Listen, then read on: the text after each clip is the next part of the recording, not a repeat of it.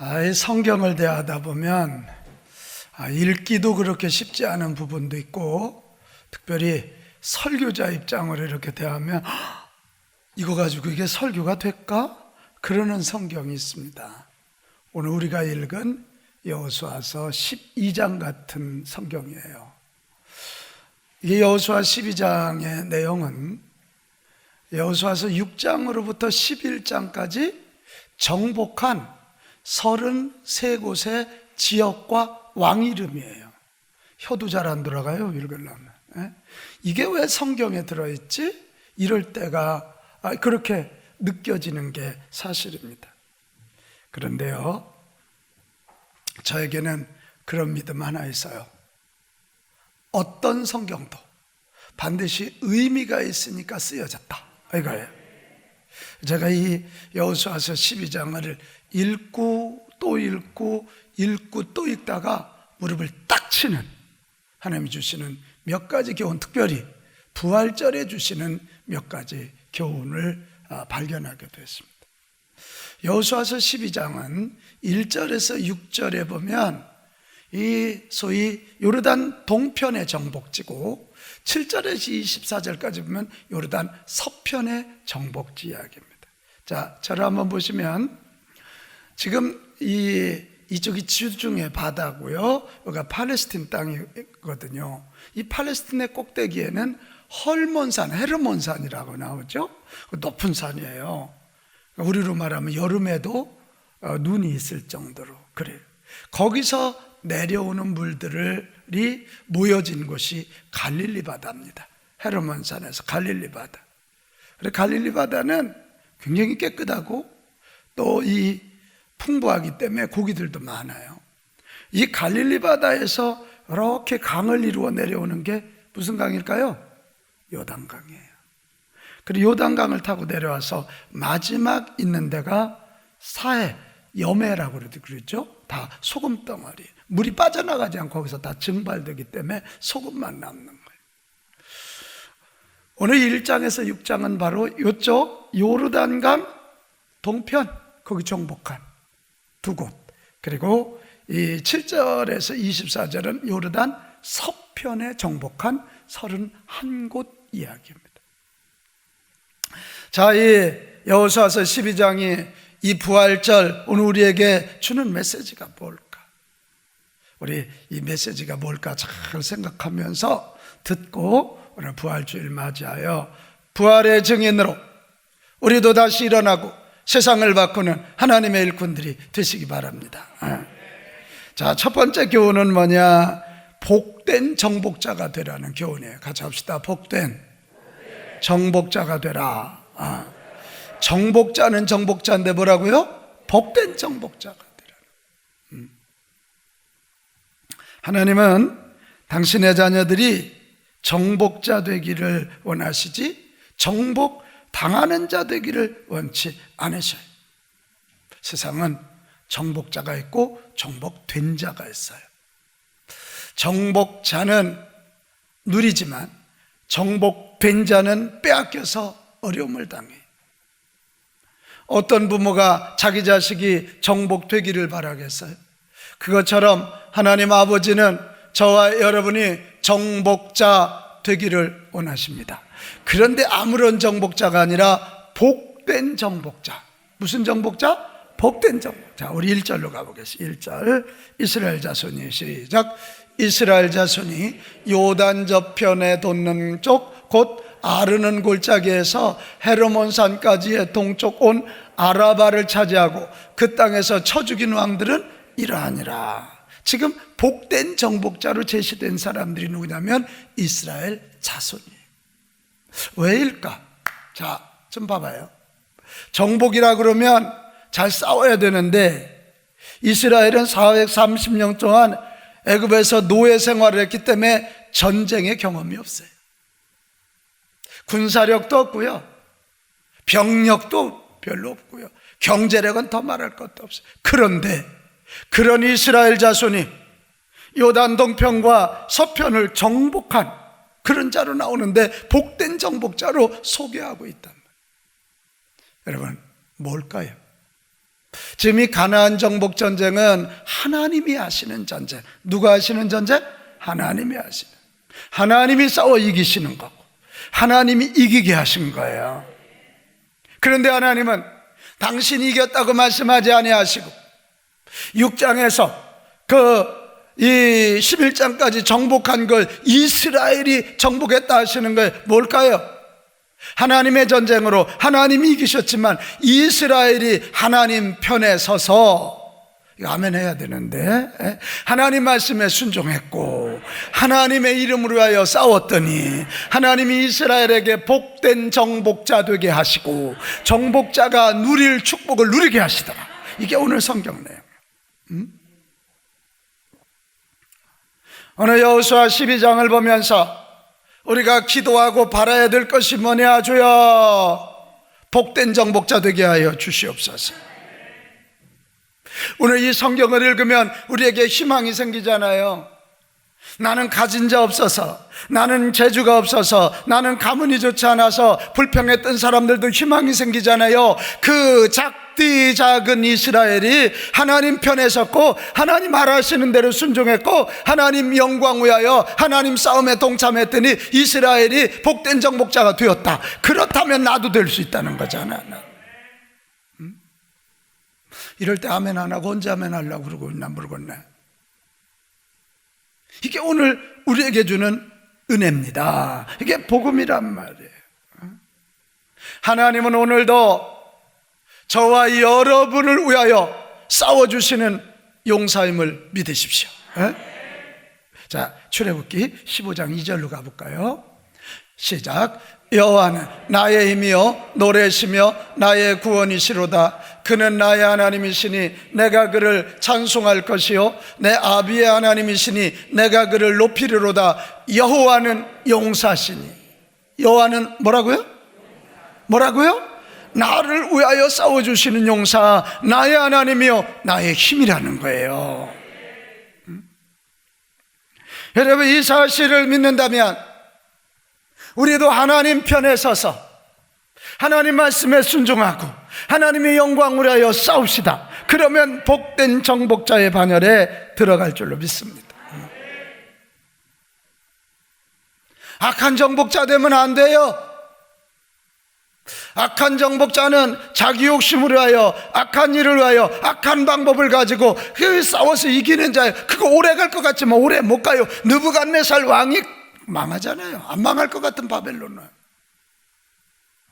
그러나 내가 약해 보이고 내가 부족해 보이고 나는 안 될 것 같아도 용사이신 하나님, 나의 구원이신 하나님, 전능하신 하나님, 생명이신 하나님, 사랑이신 하나님, 온 우주의 주인 되시는 하나님 편에 서서 그분의 말씀에 순종하고 그분의 나라와 그분의 뜻을 위하여 싸우면 우리는 복된 정복자 된다. 오늘 이 부활절날 우리가 기도해야 될 게 뭐냐? 예수님이 복된 정복자 되셨잖아요. 하나님 나라를 위하여 싸우시다 죽음을 이겨내셨잖아요. 살아나셨잖아요. 이게. 자, 우리 기도하는 마음으로 같이 합시다. 주여, 저도 복된 정복자 되기 원합니다. 할렐루야.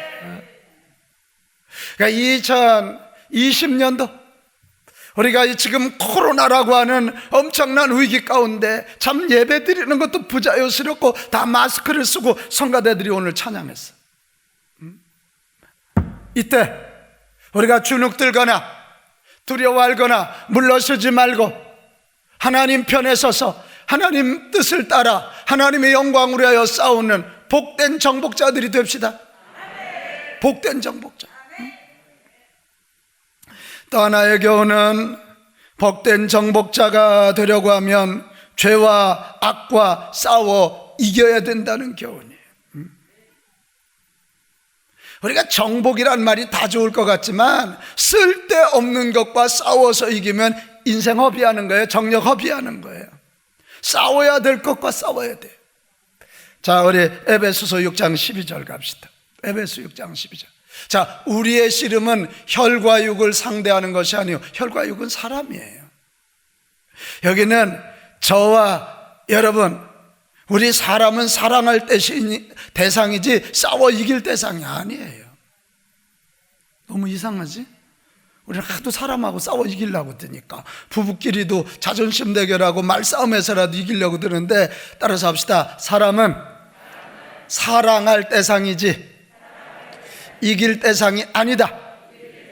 이게 성경이 그 얘기예요. 우리의 씨름은, 싸움은 혈과 육을 상대하는 것이 아니요 통치자들과 권세들과 이 어둠의 세상 주관자들과 하늘에 있는 악의 영들을 상대합니다. 이게 바로 이거예요.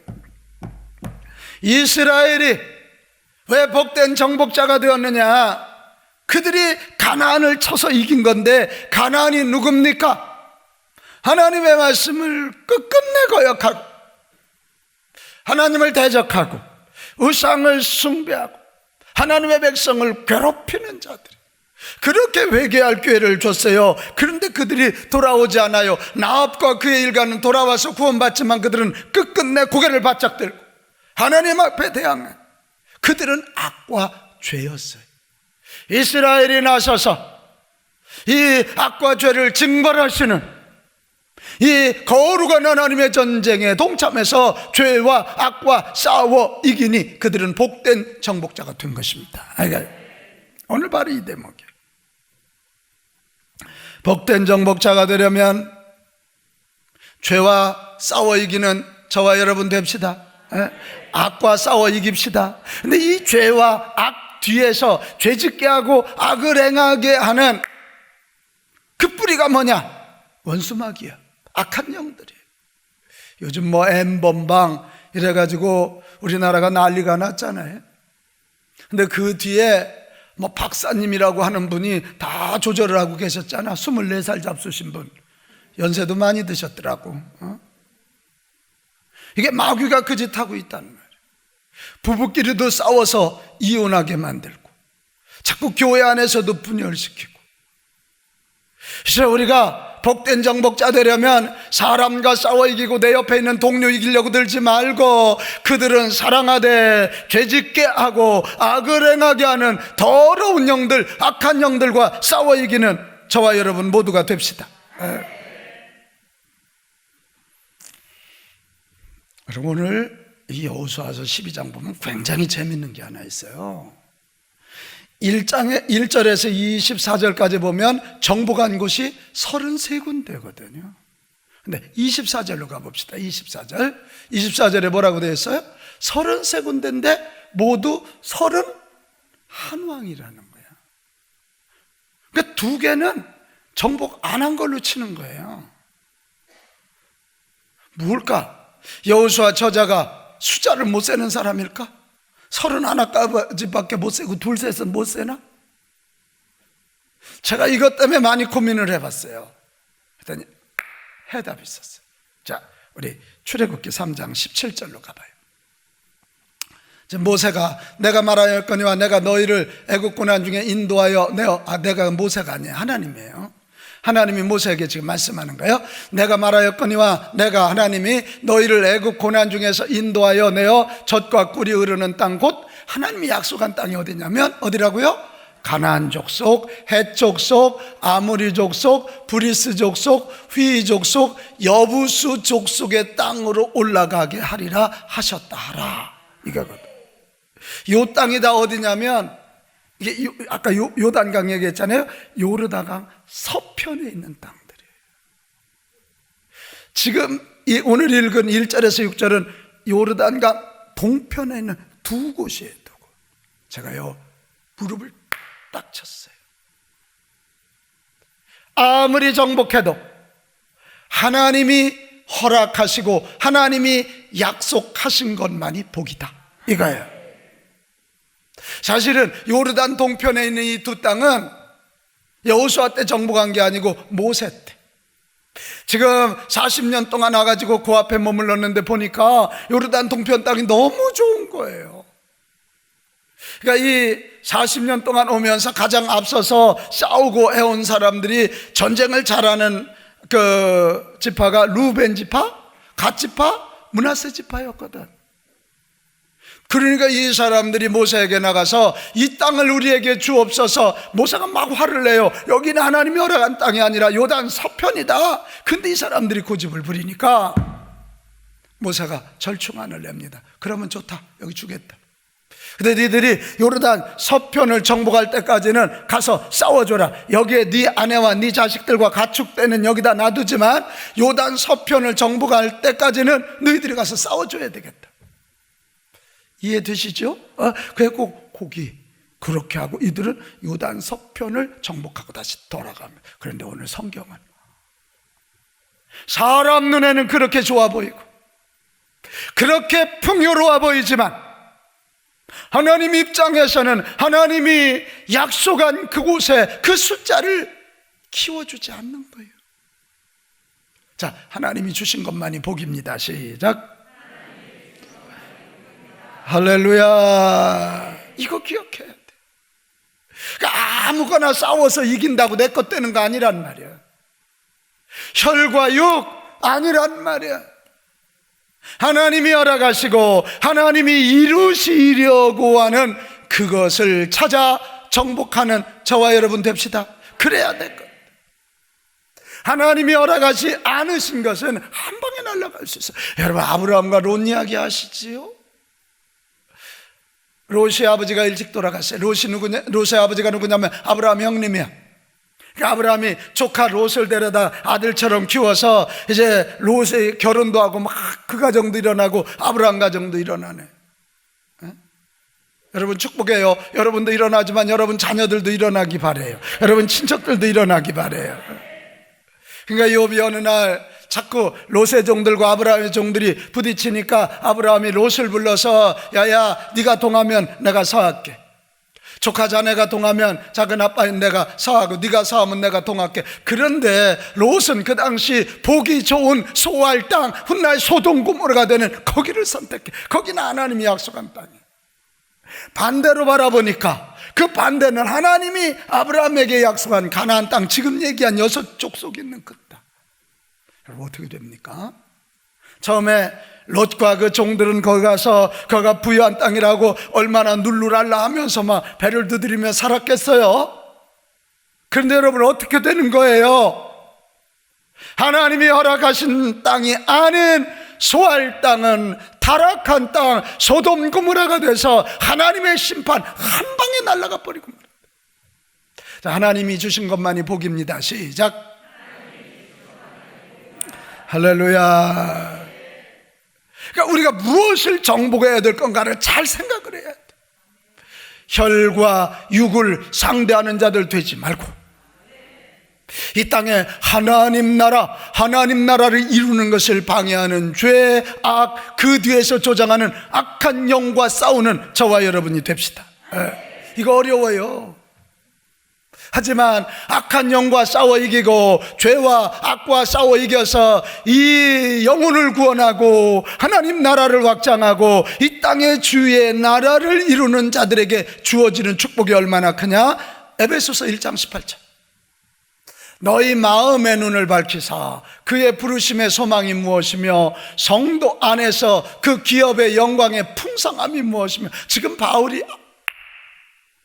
내가 이 죄와 악과 싸우고 내가 하나님 나라 영혼 구원을 위해서 내가 이렇게 몸부림치면서 당하는 고난이 많지만 나는 그것 때문에 불행하지 않다. 그것 때문에 주어질 하늘나라의 영광이 내게 얼마나 큰지 아냐. 막 흥분하는 거예요. 오늘 예수님이 부활하신 부활주일입니다. 이 날이 왜 이렇게 귀한 날이에요? 자, 골로새서 1장 2장 15절로 가겠어요. 통치자들과 권세들을 무력하여 드러내어 구경거리로 삼으시고 같이 읽어요.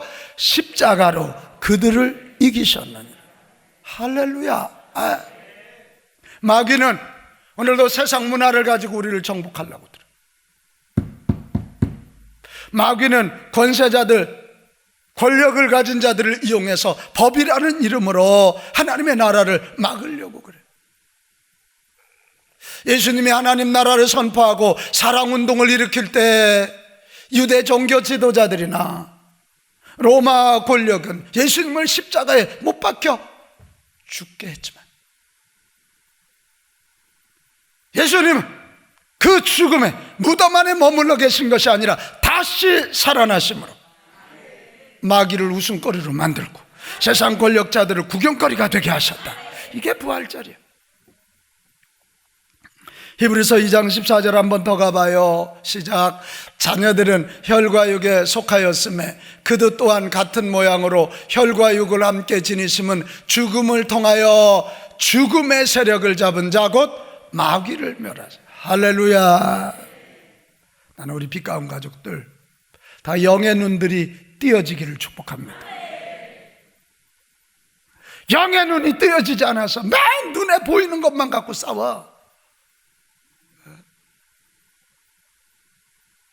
여러분, 코로나 우리가 조심해야 돼요. 잘 방배해야 돼요. 그러나 코로나19를 통해서 교회를 깨뜨리고 하나님의 나라를 정지시키려고 하는 악한 영들을 바라볼 수 있게 되시기 바랍니다.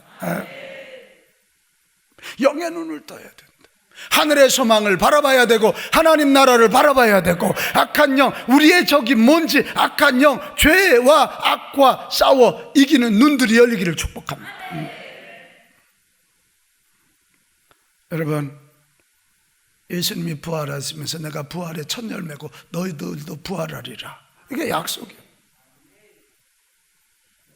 죄악을 이기시고 마귀를 이기시고 죽음까지 이기신 그분이 우리가 예수님을 믿고 구주로 믿는 한 너희도 죄악을 이기고 마귀를 이기고 죽음을 이기고 부활하여 영생복락을 누리리라. 이게 부활절 말씀.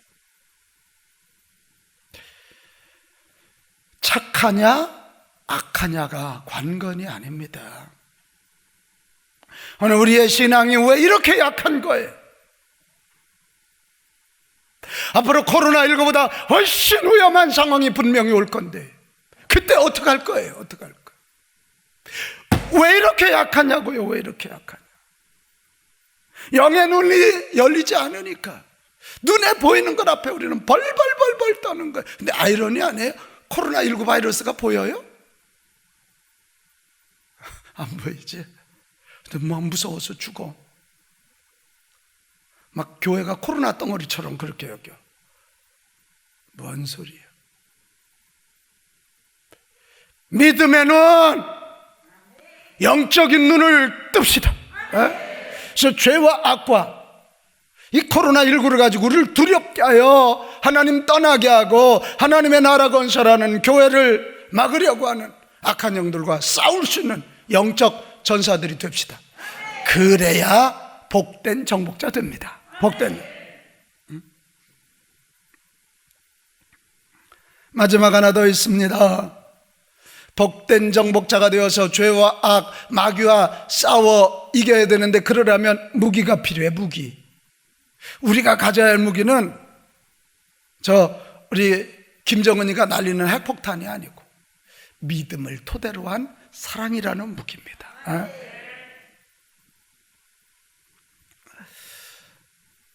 마귀 절대로 핵폭탄 갖고 못 이겨. 마귀와 싸워 이기기 위해서는 믿음이 토대가 된 사랑이 필요한데 먼저 살아있는 믿음이 필요하다. 가자, 살아있는 믿음. 이게 죽은 믿음은요 아무 힘을 발휘하지 못해. 저 박물관에 가면 황제들의 미라를 여러분 보시잖아. 한 시대만 살아있을 때는 그이가 나타나기만 하면 폐하다 그랬는데 지금은 그 미라 앞에 가서 폐하하는 사람이 어디서. 죽어서 그래.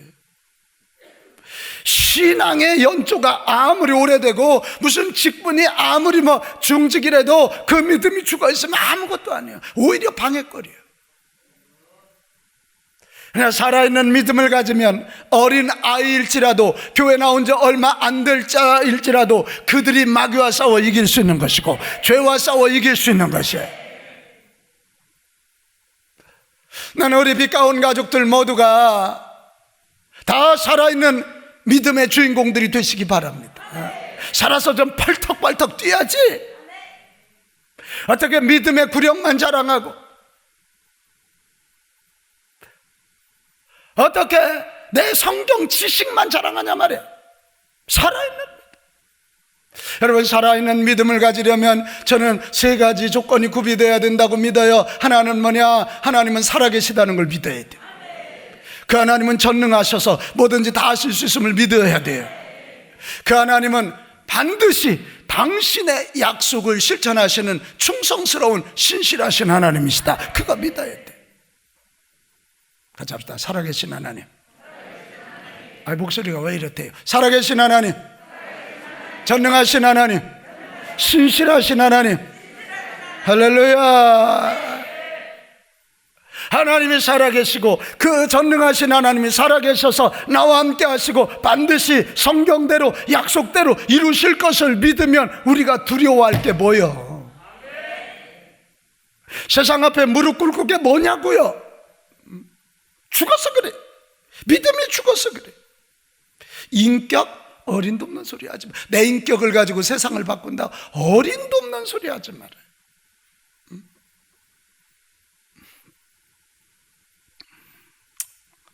여기 막 이렇게 소리 지르는 서목사도 참 별거 아니에요.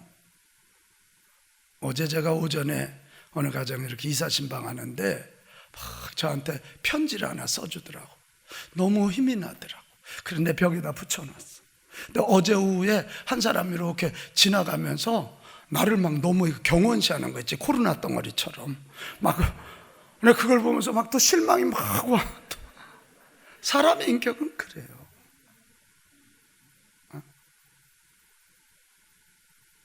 그러나 살아계신 하나님, 전능하신 하나님, 그 약속을 반드시 지키시는 하나님이 나의 하나님이고, 내가 그분의 자녀라고 하는 이 살아서 펄떡거리는 이 믿음을 가진 사람은 죽음이 와도 두렵지 않아. 질병 정도가 아니야, 부도 정도가 아니야. 죽음이 와도 두려워하지 않는 것입니다. 여호수아 보세요. 여호수아가 40년 동안 모세를 보좌 했지 않습니까?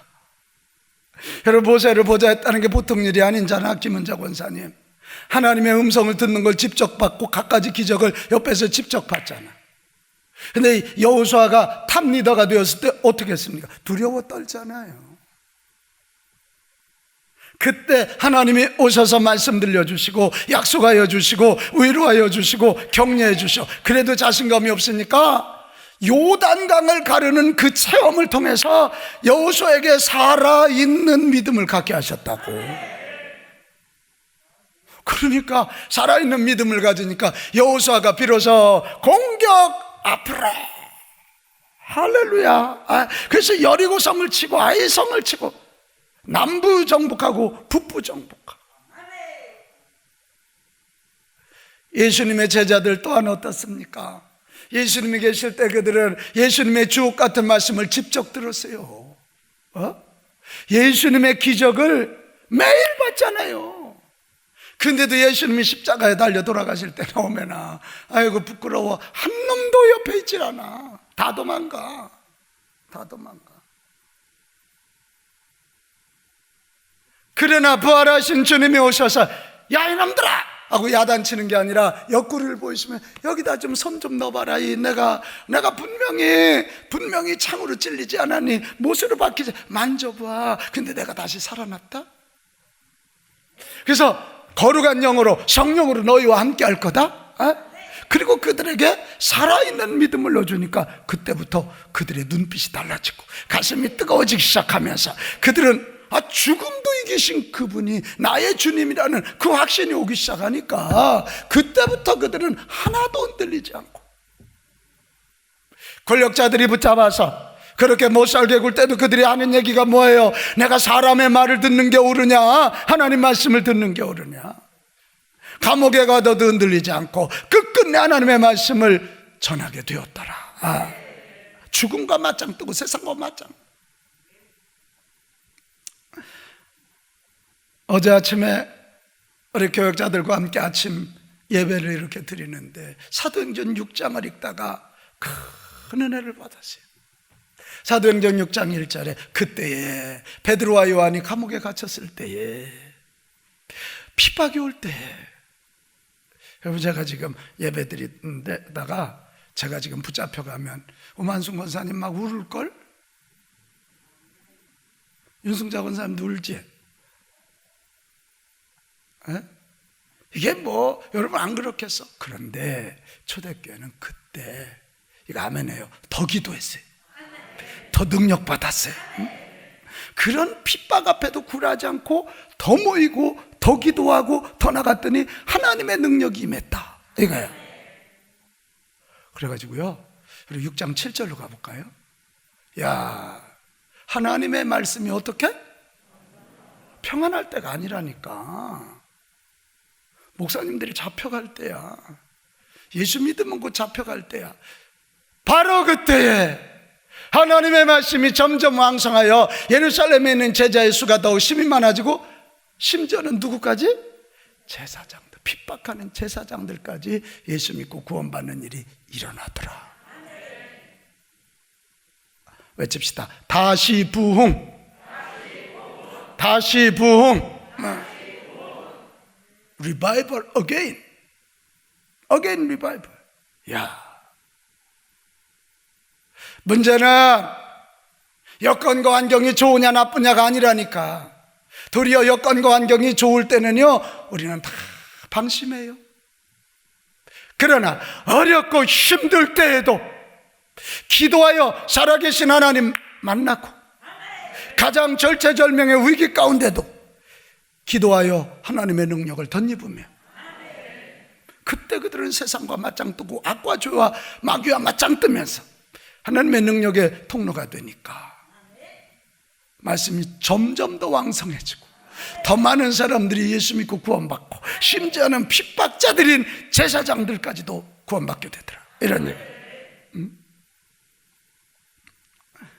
여러분, 지금이 기도할 때예요. 이러쿵저러쿵 너무 여러분 고민하지 말고 위기의 때가 기도할 때라고.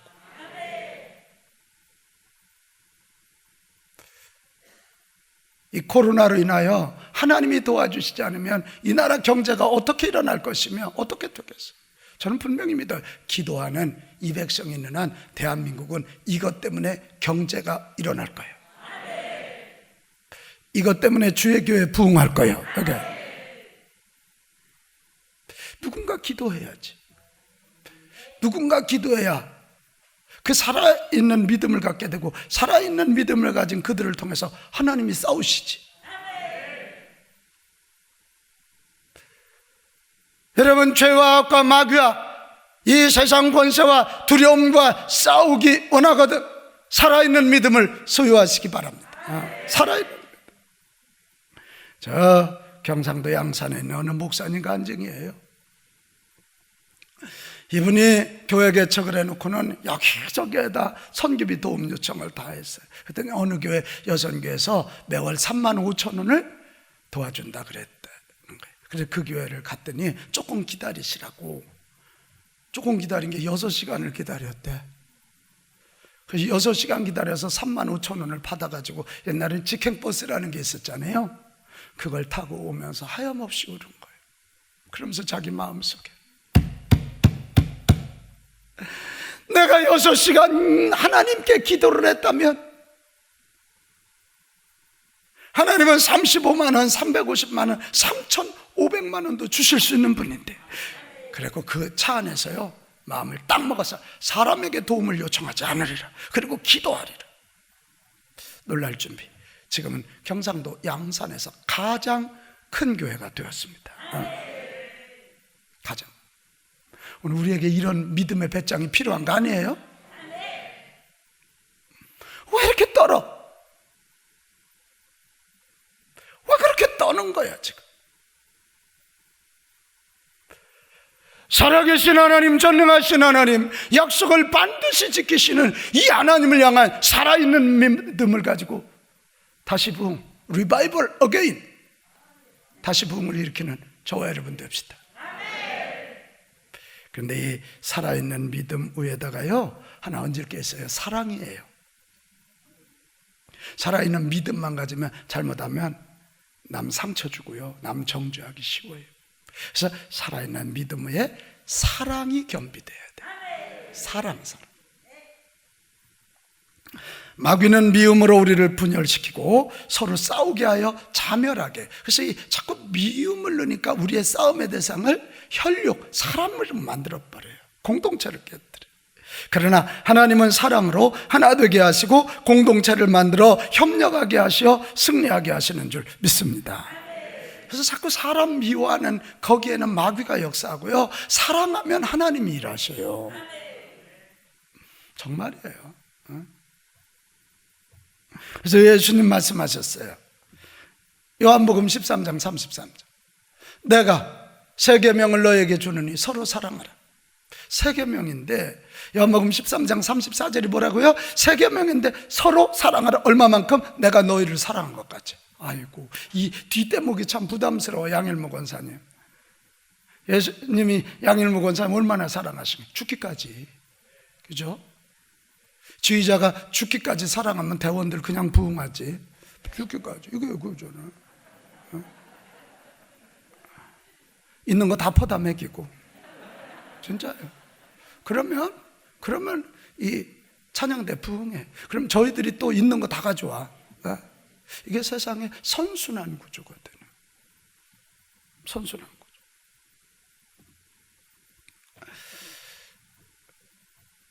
나는 여러분 정말 복된 정복자 되기 원하거든 악과 죄와 마귀와 싸워 이기는 영적 전사들이 되어야 되는데, 그러기 위해서는 살아있는 믿음 위에 주님 닮은 사랑이 얹어지기 바래요.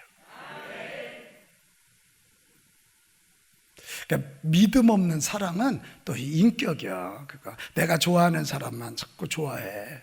근데 살아있는 믿음 위에 얹어진 예수님의 사랑이야. 요거야. 이 수준 높은 얘기를 너무 쉽게 듣네. 이게 진짜예요. 우리가 근본 부활절 날 우리 지난주에 힘 빼는 헌금 한번 드려보자 그랬어. 사실 코로나로 우리 교회도 재정 만만찮아. 그래도 우리보다 훨씬 힘들어하는 저 선교지에 있는 선교사들, 우리가 뽑아놓고 아직 지원하지 못하는 미자립 교회들, 우리는 건물이라도 있잖아. 저들은 월세를 내야 되고 생존이 불가능하죠. 우리 힘 빼는 헌금 한번 드려서 그들에게 주님의 사랑을 전하자. 우리 지난주 그랬죠. 그랬더니 이게 우리 이기원 선교사님이 일본 답장이 와서 남아프리카 공화국에서 지금 거기는 이동도 못해요. 그 집 아기가 지금 뭐 돌도 안 됐잖아.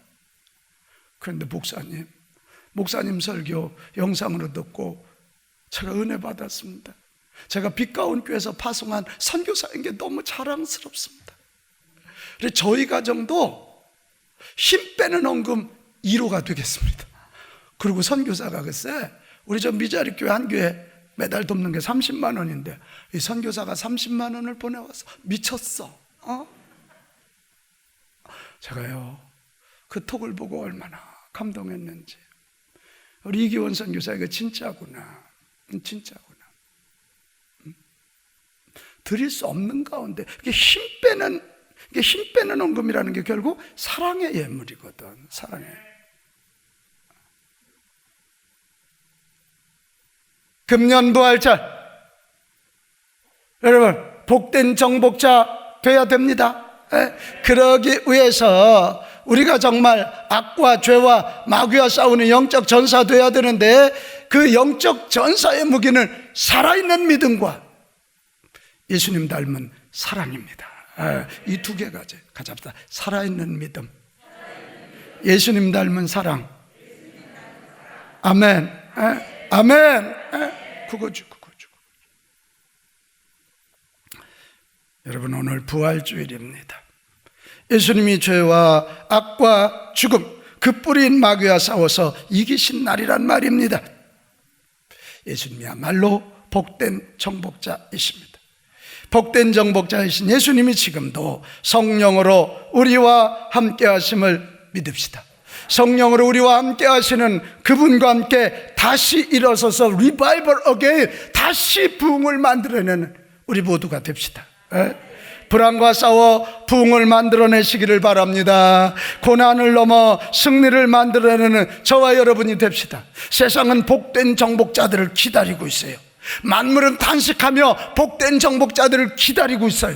우리가 그렇게 하지 않으면 세상은 마귀의 놀이터가 되어서 더 악한 일, 죽을 일이 생길 거니까요. 오늘 부활절입니다. 우리 다짐합시다. 주여, 나는 복된 정복자가 되겠습니다. 자, 우리 다짐합시다. 나는 복된 정복자가 되리라. 시작. 나는 복된 정복자가 되리라. 한 번 더. 나는 복된 정복자가 되리라. 할렐루야. 우리 오늘 같이 말씀 생각하면서